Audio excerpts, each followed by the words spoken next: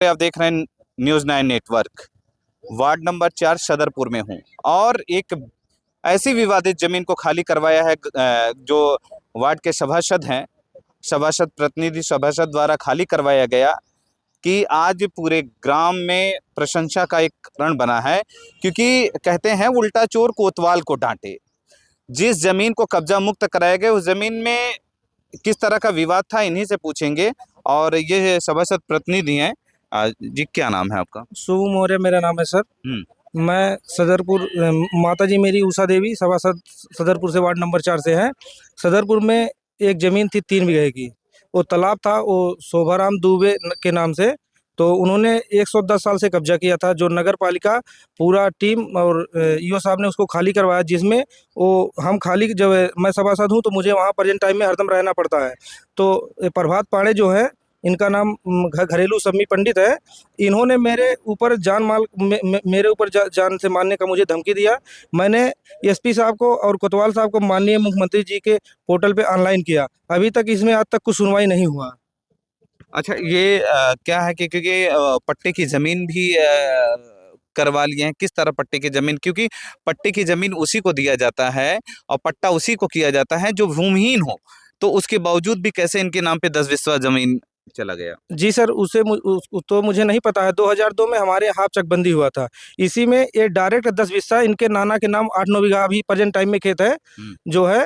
उन 10 बिस्सा वो गलत तरीके से 10 बिस्सा वो पट्टा करा के उसको खेतौनी बनवा लिए है, जो इस समय अकबरपुर से चला गया है फैजाबाद। उसमें तारीख चल रहा है गौरव दयाल सरकियाँ 18/4/2025 में लगा है जो है। उसमें मैं कागज़ पेश कर दूंगा और नगर पालिका उसमें सब पूरा अपना कागज़ निकलवा के दी है। जो 10 बिस्सा पाए हैं फर्जी तरीके से उसका नकल भी निकलवाया गया, नगर पालिका निकलवा के दी है वो फैजाबाद वकील साहब को देने के लिए। अच्छा, ये 1359 फसली है जी, तो फसली 1359 में वो 3 बीघा तालाब पूरा है। तो अब तक कितना खाली करवाया गया? उसमें 2.5 बीघा सर पूरा खाली हो चुका है। अभी वो 10 बिस्सा का मामला बचा है। इसके बाद वो 4 बिस्सा अलग से एक जमीन कब्जा किए हैं। शोभाराम दुबे उनके नाती हैं प्रभात पांडे पूर्व सम्मी पांडे।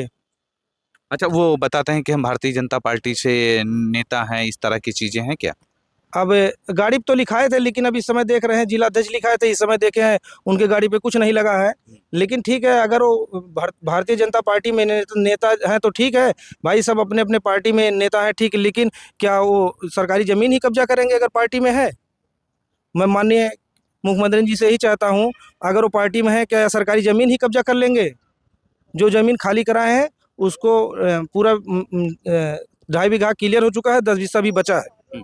अच्छा, किस तरह के अब वो ग्रामवासियों पे भी इनका आरोप है कि सब लोग जमीन कब्जा कर रहे हैं, गोर गड्ढा, तालाब, कुएं की जमीन, इस तरह वर्तमान नगर पालिका अध्यक्ष के ऊपर भी इस तरह के आरोप लगाए गए? ऐसा तो हमें नहीं जानकारी है, हमें तो नहीं लग रहा है ऐसा कुछ है। लेकिन ठीक है, अगर हो तो उसको नेकपाल साहब देख के ही बताएंगे। नेकपाल साहब आए भी थे, लेकिन विपक्षी पार्टी जो एप्लीकेशन डाल तो आए नहीं अभी तक। हमें लग रहा है ऐसा कुछ नहीं है, लेकिन ठीक है, फिर नेकपाल साहब ही बताएंगे अब।